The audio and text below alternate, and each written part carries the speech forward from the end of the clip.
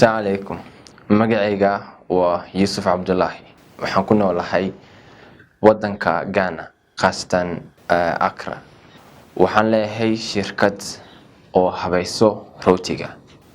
dhibaatooyin badan ayaa isoo wajahday oo waxa kamid ah horto alaabaha waxaan u doono jiray gobol kale oo kamid ahayn Accra oo gobolada hoose ah. dad badan ayaa noo dhaxeeyay kuwa oo shirkadaha leh iyo alaabaha la keenayo. dhibaatada saaid igu wajahneed waxa waaye alaaba khaldan in mar la keeno, macaamiishayga xumaato, lacag badan laga qaato, dhibaato badan aan kala kulmo qaybaha oo dawladda koro iyo dawladda hoose. marka ganacsiga sida hore uu ka liitay, waqti walba uu soo dhacay, bil walba waqti walba hoos u aaday.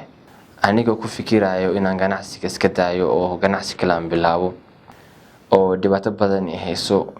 waxaan maqlay shirkad inay soo baxday oo dadka ka caawinayso ganacsiga oo dhibaatooyinka ay ku soo wajahayaan. mana aaminsaneyn, mana ku kalsoonayn shirkadaas.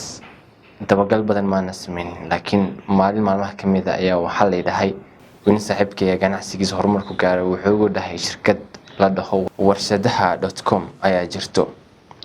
markii faahfaahin badan oo sameeyay waxaan isku dayay inaan la xiriiro warshadahaas. waxay igu xiriiriyeen warshadooyin kale aan macaamiilhayga aan ka dalban karo si fudud, waliba aniga xaafadayda joogo ama xafiiskayga joogo, meel walba aan joogo anoo ka dalban karo telefonkayga.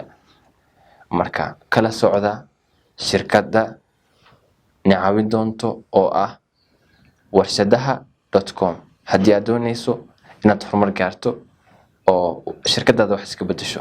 horto markii alaaba aan dalbaday shirkadan aan ka dalbaday waxaan ku helay qiimo jab, waliba haddii aad dalbato waqtigay ku qabtaan ay ku keenayaan waa very efficient time. marka 6 bilood kadib waxaan arkay shirkadayda faa'iido badan soo saarayso.